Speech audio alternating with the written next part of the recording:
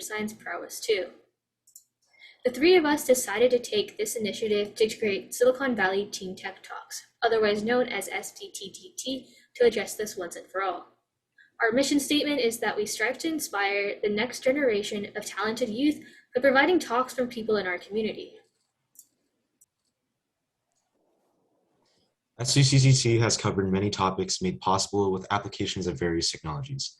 Our past topics have included finance with AI, the business aspect of technological developments, getting involved with the science fair, AI-inspired art, and game design. We are proud to present today's highly anticipated topic, practical applications of Internet of Things. So what is Internet of Things and why is it important? Well, alongside the pandemic, the use of technology has risen extremely, only emphasizing the importance of how we interact with it. IoT, or the Internet of Things, is the intersection of hardware and software, and how it results in an amazing product. We hope to show the practical applications of this concept, so we brought an amazing student team and an awesome industry leader, keynote speaker. Today's speakers are high schooler-led team Vobius, who are creating an innovative IoT solution to driving safety, and Ms. Panam Bagley, an industrial designer at the cutting edge of various consumer products. And now we introduce the Vobius team. So, almost 2 years ago, Vobius, a team of 4 high school students located throughout the Silicon Valley, joined together to develop a dashboard from the future. Car crashes caused by fatigue and drowsiness are a global problem and have huge impacts on millions of people annually. Through their innovation and creativity, the Vobius team has created a functional VobiCam prototype featuring the use of facial recognition AI and drowsiness detection to prevent more accidents from happening. Please give a warm welcome to our presenters, the Vobius team.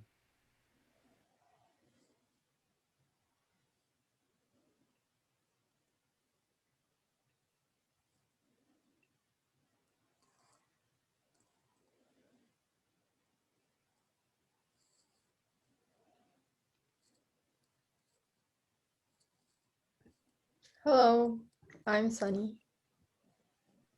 I'm Jamin. I'm Benjamin. And I'm Minsu. Okay, let's start.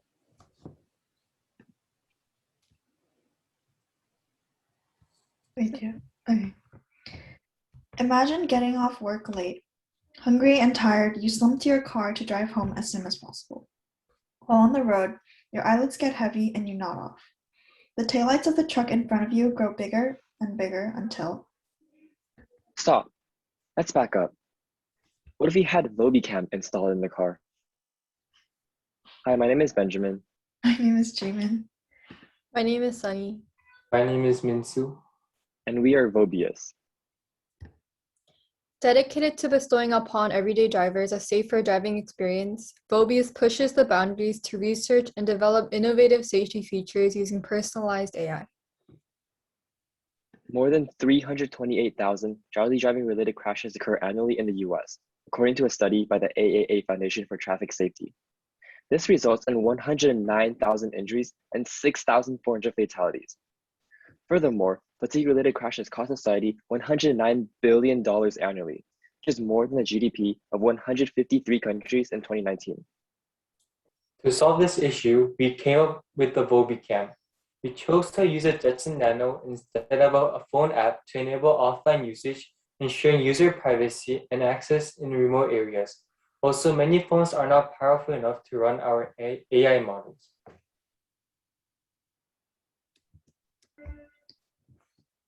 The face detection feature provides users with a convenient login process to the device by facial recognition.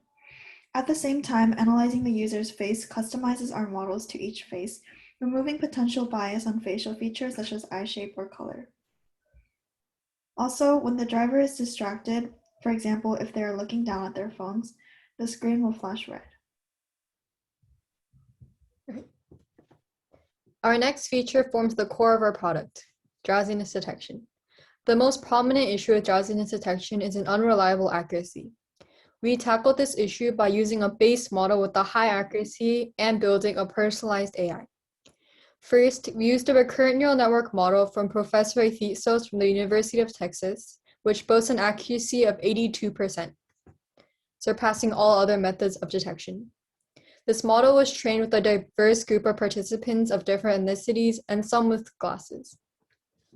To further increase the accuracy of our model, our AI model is trained uniquely to each individual, eliminating bias due to specific facial features. Our current market consists of long-distance commuters and truck drivers. Soon, we will work with manufacturing companies to mass-produce Vobicams using more cost-efficient processes, driving prices down and raising sales. After building a reputation in the market, we will work with rideshare companies to install Vobicam in their drivers' cars. We can also work out a deal with car insurance companies to lower their insurance rates for customers who use Vobicam, as they will be drastically less likely to get into vehicle accidents. A common concern about Vobicam is the media hype around self-driving cars. However, realistically, we're still at least a decade away from automated driving taking over. And even if autonomous cars do become mainstream, according to a paid study of 1,200 Americans last year, 48% of surveys said they would never get to a taxi or ride-sharing vehicle that was self-driving. Hence, the issue of drowsy driving will remain relevant and has yet to be solved, and Vobicam is a practical solution. We would like to emphasize that we are entering an undersaturated market since drowsiness detection systems are rare. Unlike large established corporations, we are mavericks without conflicting priorities and can therefore develop quickly and save lives quickly. Having said that, our competitors include Drev, RBS, and Bosch. All three companies share the same drawback, a lack of user interface. The systems are limited to one beeping sound, whereas Vobicam can play different tones, volumes, flashing colors, contacting a guardian, and adjusting drowsiness sensitivity. Furthermore, the Vobicam can generate weekly driving reports to encourage safe driving habits. Okay. Currently, we are connected with Mr. Dustin Decker, a truck driver, to test our Vobicam on long-distance trips. We have also begun crowdfunding through Kickstarter and GoFundMe. Within the next year, we will collaborate with research labs to increase the accuracy of the Vobicam to 95%. We will also apply for the SBIR Phase 2 grant, which offers up to $1 million. Then we will launch our full advertising campaign and sell 50 Vobicams. Vobicam directly saves human lives, so nearly everybody can benefit from it. There are 286.9 million registered cars in America, and assuming a 10% penetration rate and $199 average value, our market potential is $5.7 billion. In the future, we plan to apply our technologies to ensure safety in the emerging space exploration and tourism markets, or for surgeons operating on patients. We will revolutionize car safety and are looking for your support. Thank you.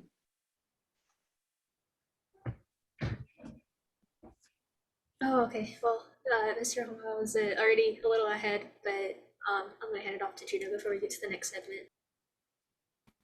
Yeah, so that was a great speech from the Vobius team. Thank you for your great presentation. So now we're going to have a 5 to 10 minute Q&A for the team for any questions that you all may have.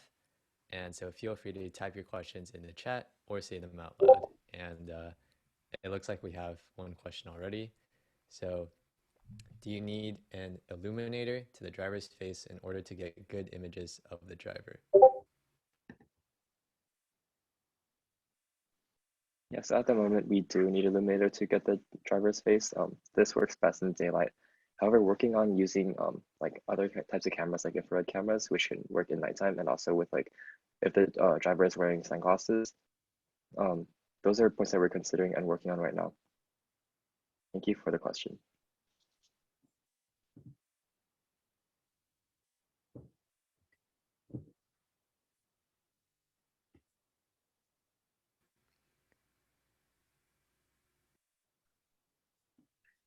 This is Fanon. I have a question. Where are you in the, what stage of prototyping are you in right now? Oh, I can answer this. So currently we have a demo that actually, would it be helpful if we show you our demo? So this is like a web app that we've created.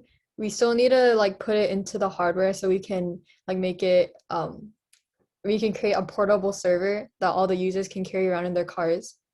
But yeah, we do have a web app right now. Could Jimin share her screen? Yeah. Can you see? Yeah. We need to work on the accuracy. So right now, the model is not like perfectly individualized, so the accuracy does not work well for everyone. So you can tell like this bar shows how drowsy you are, so it's very close to the top. So right now the program thinks that Jimin is very drowsy, which is why it's red.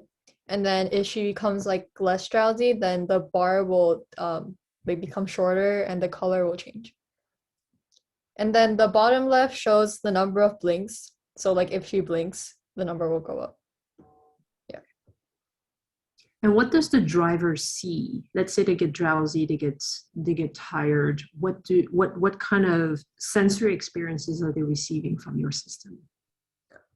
That's actually something that we thought would be helpful if we let the customer customize it. So like some people might want like some auto like visual alarm. Some people might want something that has to do with audio. So yeah, we're planning on like making that a choice. Yeah. But the red here is like an example of a visual alarm because yeah. Yeah. Actually, yeah. This is something that will like show the driver's state at all times. If they want something that's like more dramatic, then they could choose that option.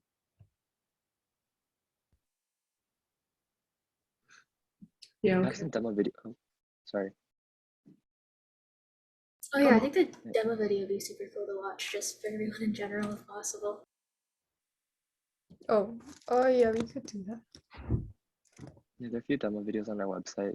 Let me put the link in here in the chat. 1 second.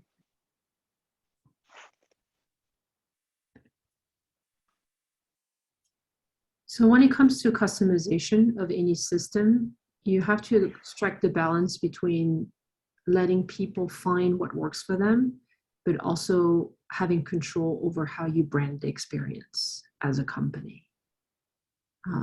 So I'd like to know more about how you're going to control that.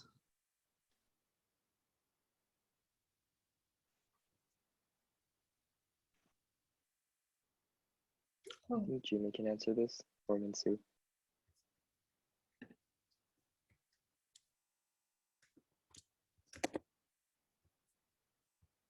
I'm sorry, can you repeat the question? Sure. When it comes to customizing anything, an app, a software, whatever, you have to strike the balance between letting people customize so it fits the way they interact with your product, and in a pleasant way, I guess. But also, you have to control your company's branding, right? When someone enters a car, they should feel like they are experiencing a Vobicam system, right? So how are you going to control that?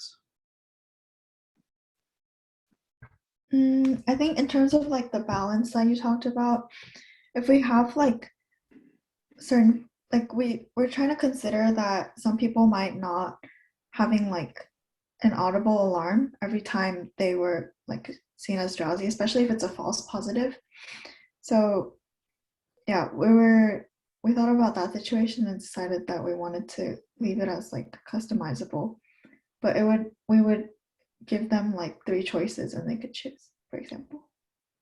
Yeah, so like the alarm sounds are mostly customizable by the driver according to like what they want, but like the visual system, like the visual branding and like the colors of our like the app that's running, that's gonna remain like our company colors.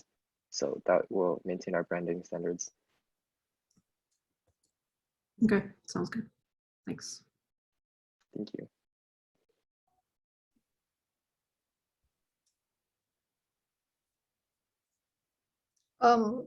So for the question in the chat, yeah, the app right now, it doesn't directly control the vehicle because we've heard like accounts of truck drivers that mentioned they had these like devices that could detect motion or like detect something in front of the car and would like stop the car if it noticed something like that could potentially hit the car. But like the truck driver mentioned that often these would stop the car, these devices would stop cars even when it didn't need to be stopped. And when there's like a lot of snow and the ground is slippery and there are lots of cars on a highway, and suddenly like this device just stops the car, that could actually be more dangerous than safe.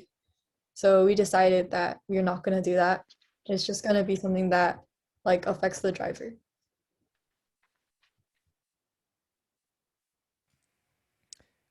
One question I have for the Vobius team is, what was your favorite part of like making this dashboard and this whole process for each of you guys?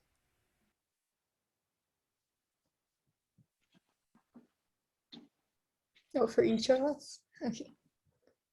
Vinsu, do you wanna? Um, I like I guess like going inside the car and installing the product inside the car and then seeing like the drowsiness detection work in the car. Yeah, that was my favorite part. Yeah, my favorite part was also like watching demos work because we have one for distraction detection as well. That one works pretty well, so that was cool. For me, I think it would be like first of all developing it because there are like several issues that we couldn't solve for months. And when you finally find a solution, it's very satisfying and rewarding. Also, like making the videos and writing the business plans are actually pretty fun. Yeah, I like how everyone liked the respective parts that they were like the in charge of in like developing the Bobbycam. Like Minsu was mostly in charge of like working on like the hardware section, and like I'm glad he enjoyed that. Jimin was like the boss of like putting everything together and like working on the UI and like user experience. Like Min Jung was in charge of like most of the technical development and like the AI behind our product. For me, I was a team leader, and I also helped to like connect Vobicam with like Vobius with like people outside of ACF. Um, Yoon Jung helped a lot with that, and I'm really glad that she did. So my favorite part was actually connecting with people in the industry, like also people who might actually use our products in the future, and seeing like how much they liked Vobicam, and like seeing and like knowing that like if we succeed, like this product can actually help them, like maybe even save their lives in the future. That's like the most meaningful um, part of Mobius to me. Someone asked, how do you come up with your idea? Does someone want to answer that? So we were all around the age to drive. So then we wanted to like we were actually worried about ourselves too, because we might be drowsy while driving. So we came up with the idea to um check drowsiness detection, but also make it different from like current existing ones by like adding more features to it and then customize to features. Yeah.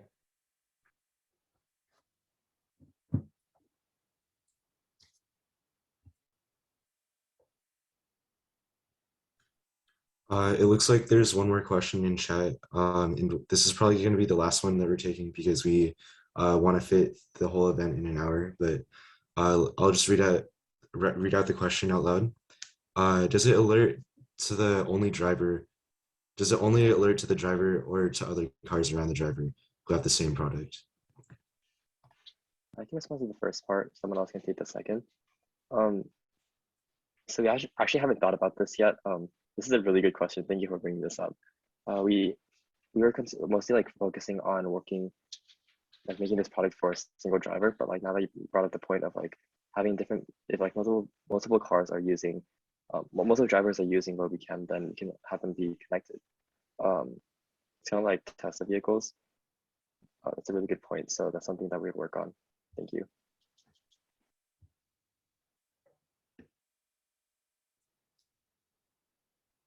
Okay, the second question, do you gather data and archive it so you can predict when it alerts mostly? Yeah, so we gather data so that the drowsiness detection model can be trained according to each person. So like their drowsiness detection database will be trained with their own blinking patterns. Because we decided just like normalizing it based on like size, things like that can't really help. Because like the way that someone expresses drowsiness entirely could be different. So that's what the data is used for, to increase the accuracy of the drowsiness detection model. Okay. All right, great. I think we can wrap it up here. Right now, if there's any other questions you guys have, feel free to ask them at the end. And then also, if you guys want, you can feel free to put your contact information in chat of Vobius team so that you can get more feedback on your product or about just your app in general. But for right now, thank you once again so much, Vobius team, for coming. And we will now have a 10-minute brief intermission. So go ahead and stretch or get some water before we continue. And we'll come wait, back around 6 or in 3 minutes, I believe. yeah, it's not a 10-minute intermission. It's like 3 minutes, yeah. And then after that, we'll get to Pranam's Waitley's speech. Thank you all. Thank you for listening.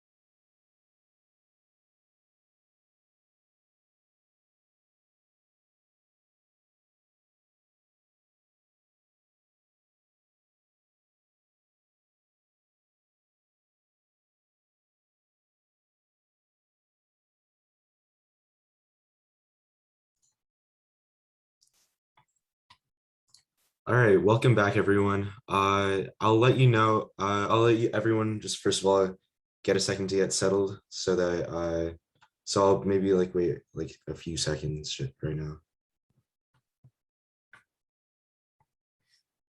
All right, now we have our next presenter, Ms.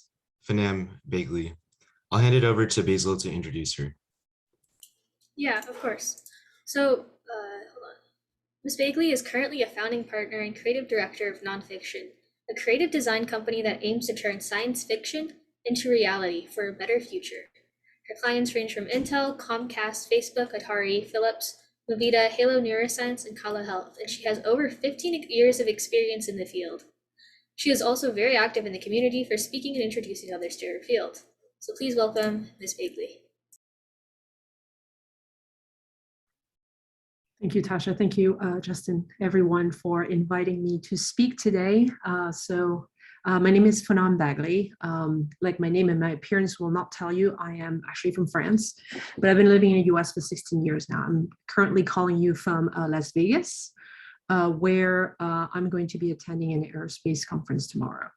So I'm going to share my screen. Can everybody see it? Yep. Awesome.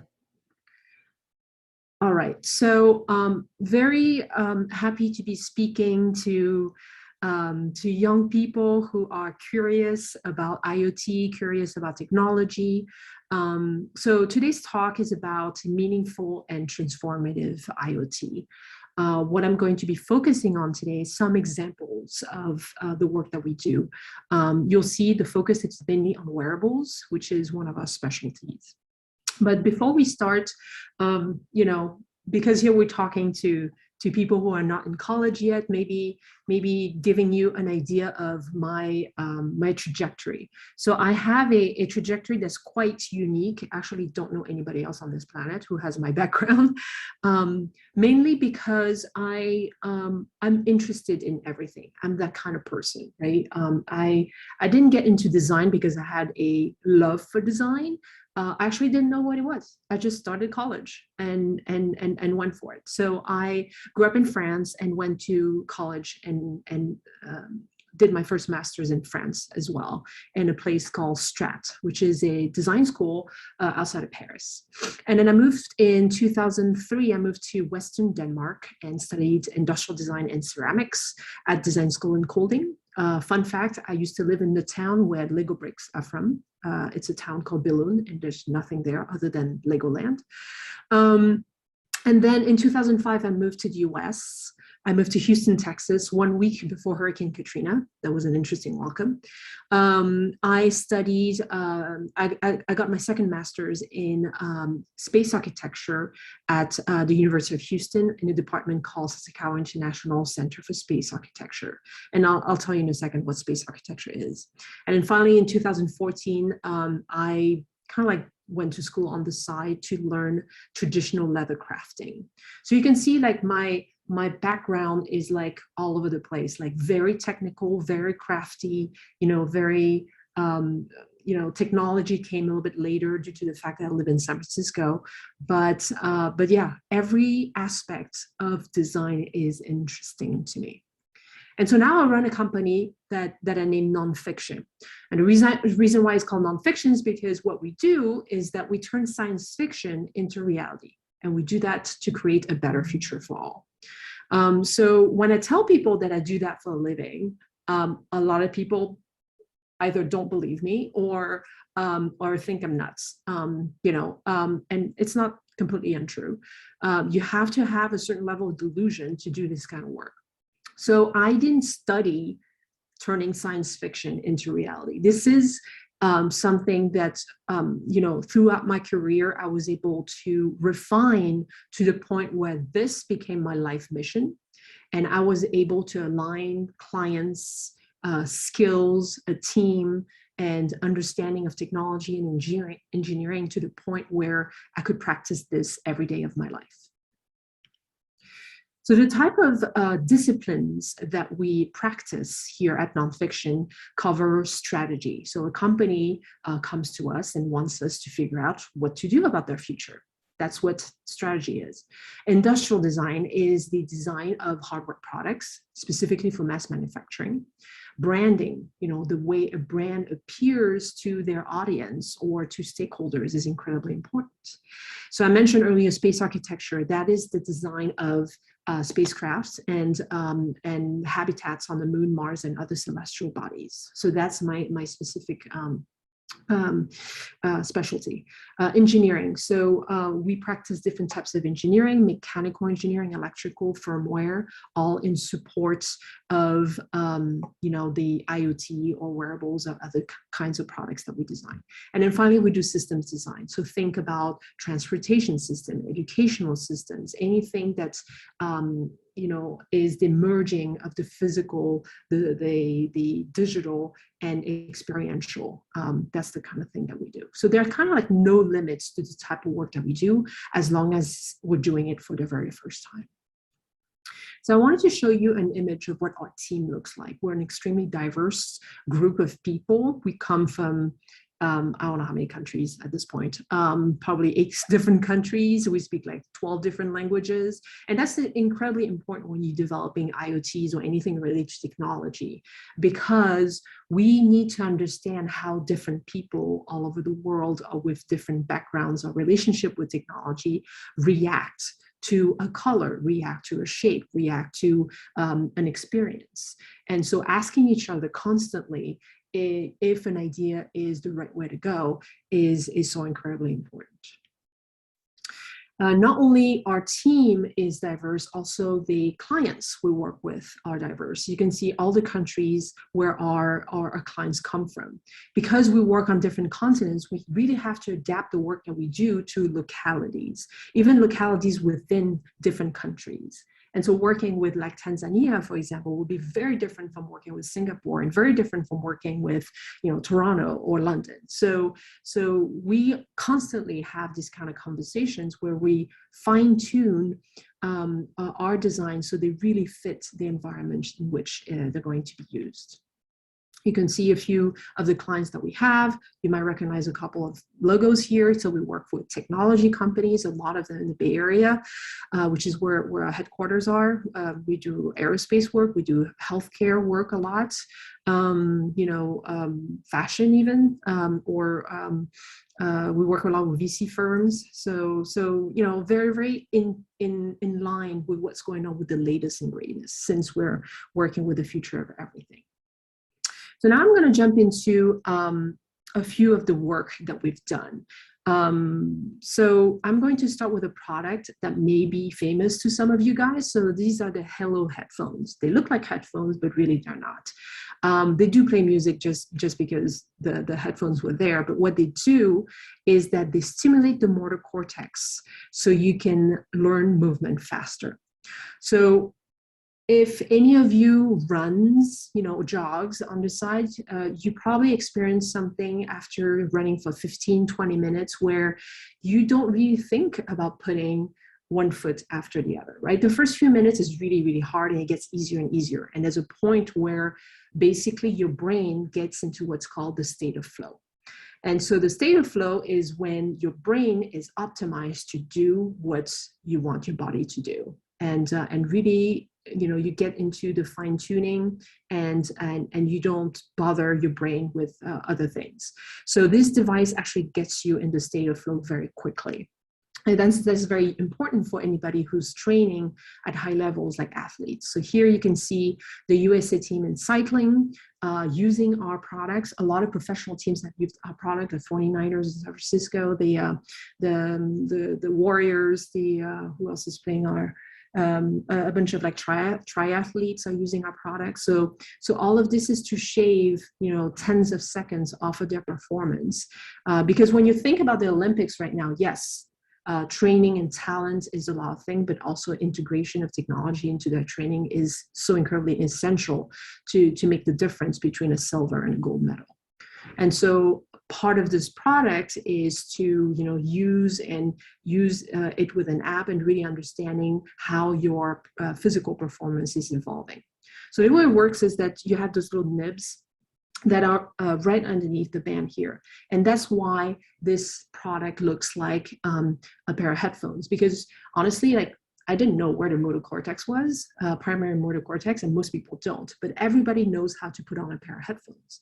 So the primary motor cortex happens to be like right underneath the band of a pair of headphones. So you just put it on, you don't look weird at the gym. And yeah, you just stimulate your brain for like 15 to 20 minutes. And then immediately you get into a state of flow, and then you can get a lot more from your workout.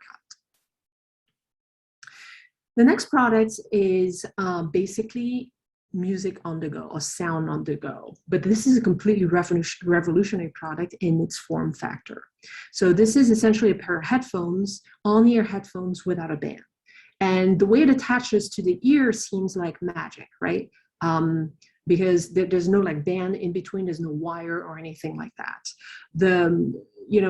It took a lot of work to actually get there. But the whole point of this design was to make headphones more natural. So this is an ode to natural design. When you think about nature, nature doesn't have rectilinear line. Nature doesn't have buttons. Nature doesn't have like crazy LEDs like going left and right, right? But nature has very soft geometry, like river rocks. If you want to control something, instead of pushing a button, what if you could slide your finger on the outside of the surface and really control next song, or really control, fast forward or volume up and down. So all of this is extremely natural. The way it connects to the ear is actually a very complex spring, loaded system. As you can imagine, ears come in different shapes and sizes, even like only adult ears. Some are thin, some are fat, some are small, some are uneven. And so designing a hardware that actually fits most of these ears was actually very complex. So that was an extensive job in 3D modeling, 3D printing, models and testing them on humans. And we did that about 700 times, right? Doing this design without 3D printing was like essentially impossible. So we're very grateful to have access to this kind of technology for a fairly low cost. Another thing that was a little bit of a challenge in this product was fitting a lot of, rectilinear or like cylindrical components into something that was completely organic. Right. So it was a lot of like fine tuning the spaces, making sure that things were sealed correctly. You can see the orange part is actually the capacitive touch component that is right underneath the surface and allows you to control volume and next song. The next products, actually the two next products I want to present to you are wearables that help with better quality sleep. The first one was designed for Philips, and it's specifically designed to help you eliminate extra information from your deep sleep stage. So sleep basically has 4 different stages, and deep sleep is one of them. Deep sleep is designed to prune out extra information, so when you wake up the next morning you feel refreshed and you can take on more information, right? And some people really have a hard time with that because they work too much, because their sleep environment is not ideal, because they suffer from anxiety, whatever it is. So this device actually helps with pruning away extra information, so the next morning you are refreshed. And then we recently designed this product. Actually, you guys are the first people to ever see this. It's going to launch earlier next year. But this is another sleep product that is fairly revolutionary in the sense that it both reads and stimulates in one product. And so reading the brain waves to understand what your brain is doing at night, right? Is it going through N1, N2, N3, and REM sleep, 4 or 5 times a night in order for you to have a restful night? Or are you skipping some time? Are you waking up in the middle of the night? Or are you experiencing, different things that are not helping you getting a refreshing night's sleep? So all of this is recorded, and what it does is it creates a closed loop system and allows the AI basically to tell the device how to stimulate you the next night, so you can actually go to bed and experience a good night, so you can get a good day the next day.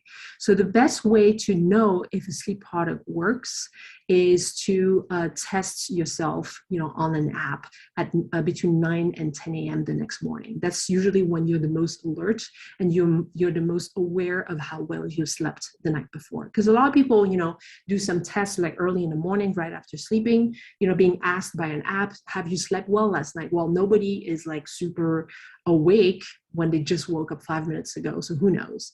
But between 9 and 10 a.m., you're supposed to know. So you can see the 3 patches at the bottom are here for to read your EEG, basically your brain waves. And then the top part is here to stimulate. You don't have to sleep with the top part. So another thing that's very interesting about this design is that we could have designed a product that felt like a piece of electronics that was like, very like neuro and like out of the lab and kind of quote unquote serious, and have like people putting on their heads and sleep with it. However, what we wanted to do is really integrating the look and feel of comfort, and also natural design is coming back here. You can see the lines, they're reminiscent of like peaceful mountains. You can see the gradient of colors. Silk has been used as a materials on the outside because it slides very nicely on bed sheets, and it feels luxurious, right? The padding, we could have used like this like very artificial foam padding, but instead we use cotton, because cotton actually helps the skin breathe and kind of stay cool throughout the night, which is another reason why this product is comfortable at night. So again, natural design, every single aspect of this design is reminiscent of something natural: mountains, rivers, riverbanks, and why design things that look like boxes when they can look like something of an extension of nature or the body. So here you can see the what's called the TES module, which is the part that actually stimulates the brain. So another really cool project that we did, and I'm still working on, is a AR mask for firefighters. So firefighters really have a hard time seeing, in the interior of a burning building. Typically there's smoke everywhere, and it can be a life or death situation, not only for the people they're rescuing, but also for themselves. So if you have an AR, rig installed inside of your mask, a thermal camera on the outside, 5G technology and all of that included in this, you can actually see through smoke in real time. And we've actually tested this with Menlo Park Fire Department, and they were able to shave between 15 and 20 seconds off the time it takes them to save a family out of a burning building.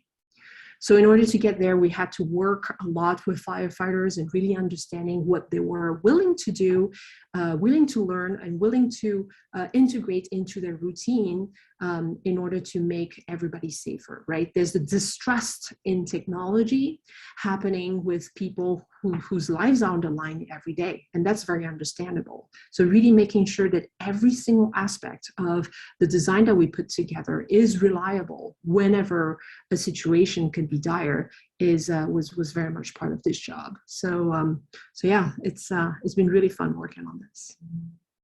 So I mentioned earlier we work a lot in healthcare. This one is also an, all of these products are like first to market, by the way.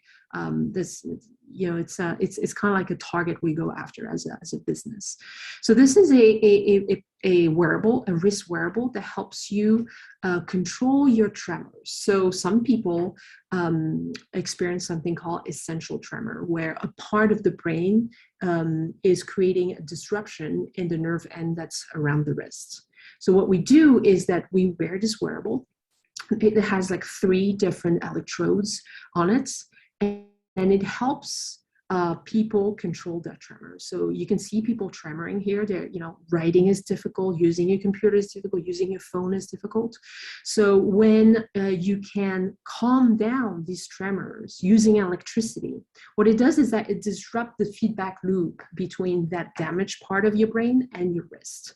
And then the consequence of that is that you can have like a very, very, very severe tremor, like you can see on the left here, and bring it down to something on the right, so people can have the left back again. So everything is quantified, and this product is not only the first of its kind, but also the first FDA product to do this. So people can actually have access to this product through their doctors. A very interesting story here having to do with the charger. So we actually had a different charger design that was like a lot sleeker before. And then we did a lot of user testing, which is something you have to do when you go through FDA testing. And so we had a design that worked on every single person we tested it on except one. And that's one thing that I'd like to put forth here, is that when you work with medical products specifically, right, you're designing solution to help people enjoy their life a little bit better. It's very important to think about edge cases. And if you have a product that doesn't really work, like that only works for the majority of the users, it might not be enough, right? If we can't design for the edge case, then who are we really designing for? So part of the design process is to really dig deep into these edge cases, asking them the right question. Oh, everybody else can use this charger except you? Let's change it for you.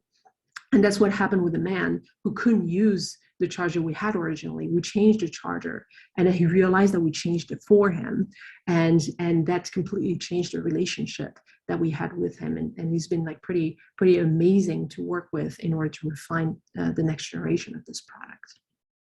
And then finally, the last product I wanted to share is, sure, we design wearables, left and right for many different applications, but it's not only for humans. Sometimes we design wearables for pets, so small pets and big pets, and integrating technology that informs pet owners about where their cats or dogs are.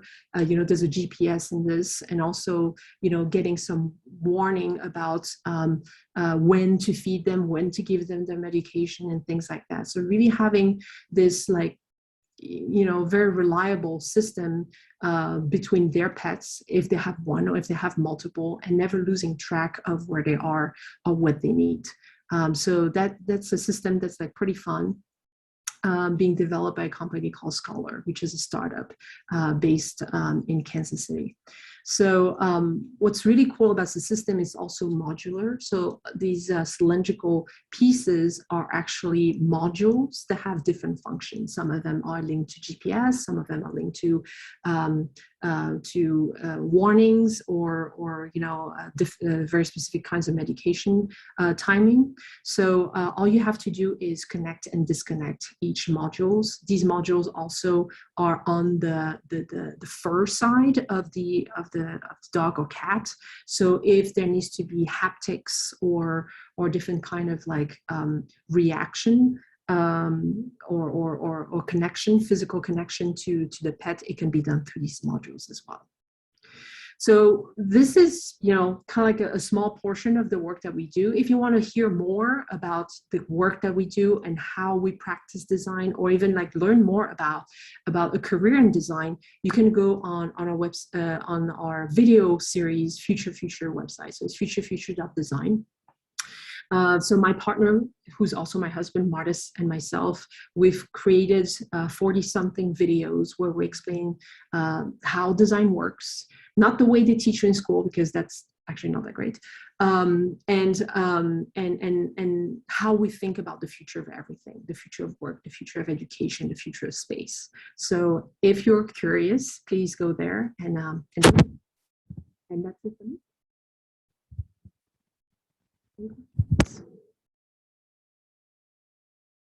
Awesome. Thank you for the amazing speech. That was a really amazing speech. So I'll give a really good virtual round of applause. I know that was really interesting for me. I thought it was really cool, all the different products you showed us. I know that was a great speech, so now we're open for a very brief amount of time for questions from the audience. Please put it in chat or unmute and ask your question. And we'll probably only take like maybe 2 or 3 questions, just to do the limited time we have in today's summit.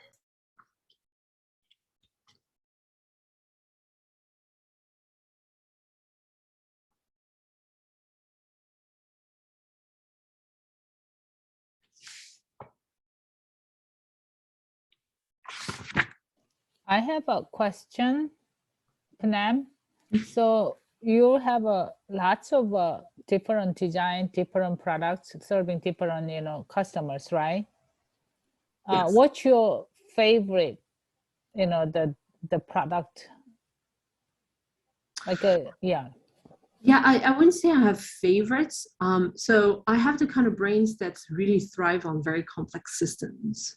So anything that sounds really difficult and big is what I'm interested in. So, we're currently redesigning the educational system K through 12 of the country of Singapore. That's a huge project, and we're having so much fun with it. I'm also very much involved with the future of living in space, specifically the moon and Mars, and thinking about all the life support system, protection from radiation, extreme temperature, isolation, psychological support, and all that. These are such complex systems that's where I thrive. I love that kind of stuff. And I think that's what's nice about working in so many fields, is that I'm at a point in my career where I can take from different fields that I've worked in, neuroscience, medicine, education, or even luxury design, and then merge them together to really solve proper problems in these fields that are typically working in silos.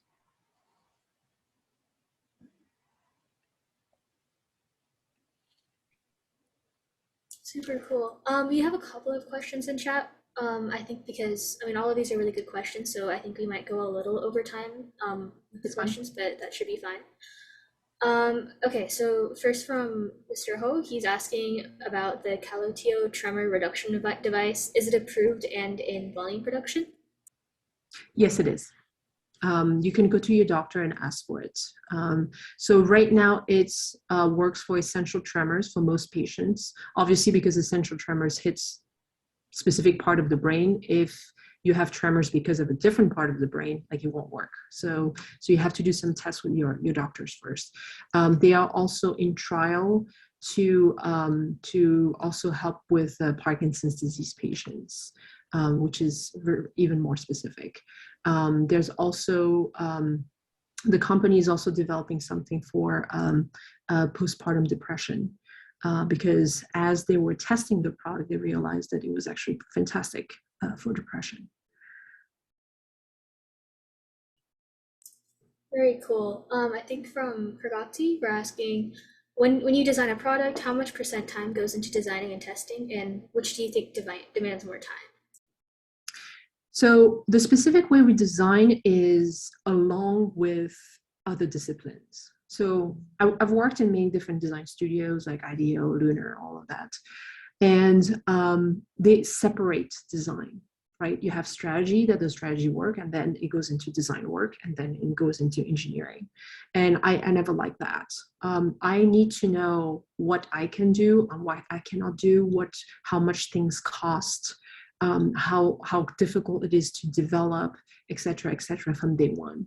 And there's a misconception that when you know that much in the beginning of a project, your imagination is deterred.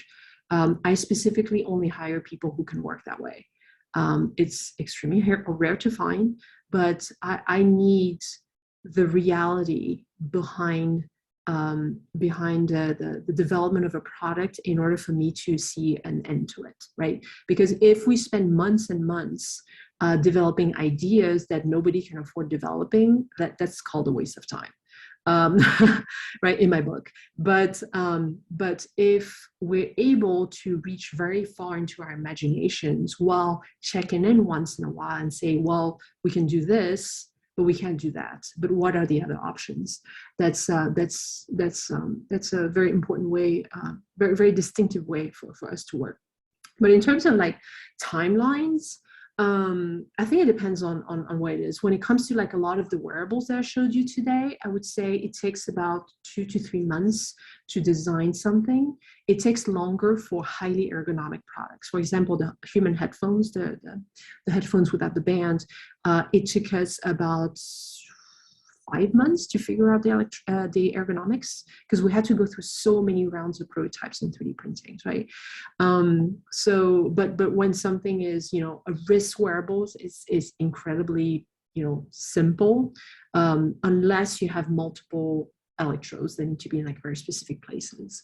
But yeah, development, engineering takes about 1.5 to 3 years, depending on how complex the system is. Obviously, it can last longer if you have to go through FDA and all that. But yeah, it's a lot of people are very surprised by how long it takes to develop hardware. A lot of people tell me that they can go faster than I tell them, and then they always come back to me and apologize. So yeah, there's a reality behind it. I've done it often enough that I know what it takes. Another thing that's very important about what it takes to develop complex products like this is experience, right? If you do it with people who've never done it before, it will inevitably take 3 or 4 times longer if it ever launches. So be sure to work with people who know how to develop products, know how to take risks whenever it's time to take risks, and know how to keep with a budget and timeline. Awesome. We're probably going to go over these last 2 questions and then adjourn.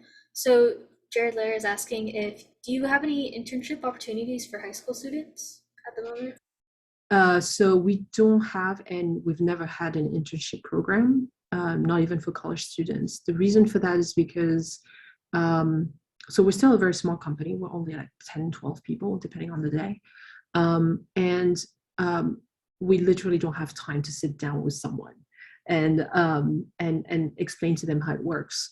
The people we work with within our team have at least 5 years experience in manufacturing, right? Because it's quite complex to explain, and design schools are just worthless in that.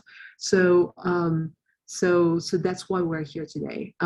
When we grow to, I would say, 30 plus people, we will start thinking about doing internships, because we'll have time to dedicate to that, right? I have a personal fight I'm going through. So I've worked at a lot of different design studios, and they all run off of the blood and sweat of interns, because interns are cheap, because interns are okay with working 16-hour days. And I was not okay with that, which is why we put in this policy of never hiring interns that we could not actually dedicate time to teach things to. Yeah, of course. That makes sense. I think our last question of the day comes from Jung-Yup Kim, who's asking how much of your design takes into account the volume manufacturability? All of them. That's one of the first questions I always ask. How many are we making, and how much profit are we expecting to make from there, right? If I have a client who tells me, oh, I want to make like 5,000 of this very complex thing and sell it for nothing, I'm like, not only are you not going to make money, you're going to lose money, right? And there's a lot of things that people are not thinking about when they're developing a product. They think that they think that they go to a factory and the factory is just going to work with them, right? If you're nobody with like no history of developing successful products that sell a lot, you have to like basically get interviewed by your factory, right? And convince them that it's a good business partnership. So that's number one. Number two is you have to understand your markets and understand what they're willing to pay, and what is going to make them convert into a sale, right? And because we specifically work on products that have never existed before, it's really difficult to do that, right? So we have to do a lot of research and understanding who the early adopters are and who are they going to influence to bring in, how desperate are the people who need a product like this, right? A lot of the medical products that we do, the non-invasive stuff, typically comes after people have spent years in therapy using medication that doesn't work, or getting a bunch of side effects they're tired of. So we are offering them a solution that takes care of all of that. Because when we create a solution, it's not only a solution for that specific part of the product, like the function that it does, it's for the whole lifestyle around it, right? Integrating a non-invasive solution is going to help with self-esteem, is going to help with independence, is going to help with not having to depend on your family members or your caretakers, or like spending a bunch of money having people take care of you. And it's a lot of repercussions that we have to design into the product itself, right? For example, the Cala product, the wristband for people with tremors, we could have make it look like a gigantic medical product. Like you go outside, you go to a restaurant, and people would look at you, they're like, what is this thing? Basically, it would scream, I have a medical condition and look at me, right? That is the last thing that people want, because when people have tremors and have anxiety, their tremors get worse. So that's the kind of thing that we work from at the beginning. What is going to make someone's self-esteem and shame level as low as possible through design, so we can actually have a viable product, right? A viable product is not a product that just functions. A product that just functions is just a widget, like who cares?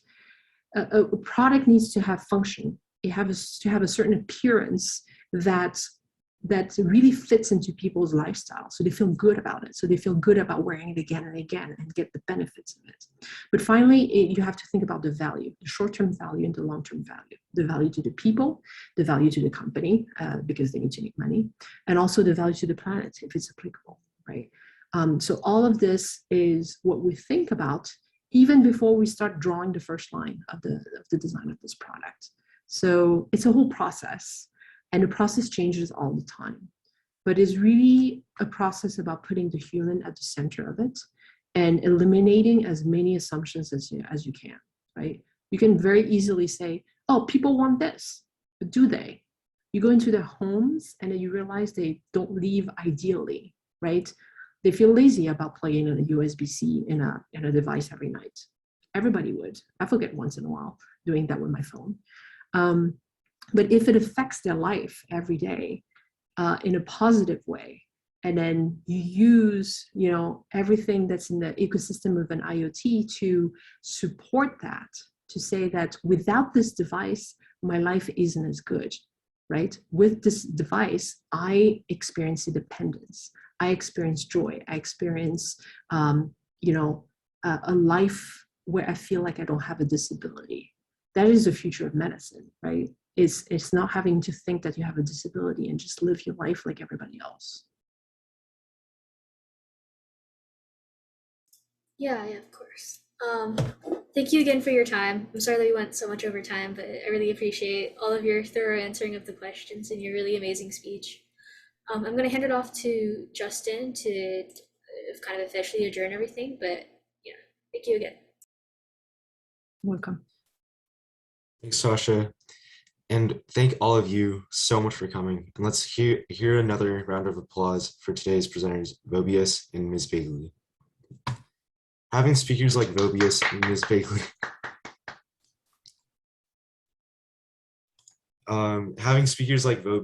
Bagley inspires us at SVTTT to innovate. And we hope that all of you feel inspired to pursue your passion projects as well. I bet that all this talk about entrepreneurship has gotten you inspired to do your own project yourself. Well, if you want to take your ambitions to the next level, we're glad to say that Applied Computing Foundation, or ACF, is starting their own entrepreneurship competition by the name of the Future Impact Challenge that you can participate in. If you want to learn more about the challenge or get involved, please feel free to visit their website, at futureimpact.one, and I'll also paste their website in chat right now. Our next summit will be about robotics and software engineering integrated with mechanical engineering. If this sounds interesting to you, feel free to let us know, and we'll keep you in the loop.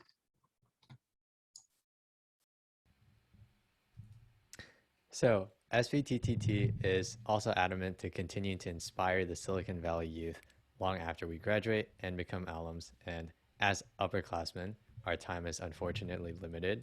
So on this note, please reach out to us if you're interested in helping delivering these inspirational talks and with this process in general. And I just put our contact information in the chat, so it's there if you need it or want to reach out to us. And if you have any questions or want to stay connected, please feel free to reach out at any time. Thank you for coming and stay inspired. We hope to see you next time. Thank you again. Bye, everyone. Have a great Thank rest of you. your night. Thank you. Thanks, everyone. Thank you. Thank you especially to our coming. speakers. Thank you.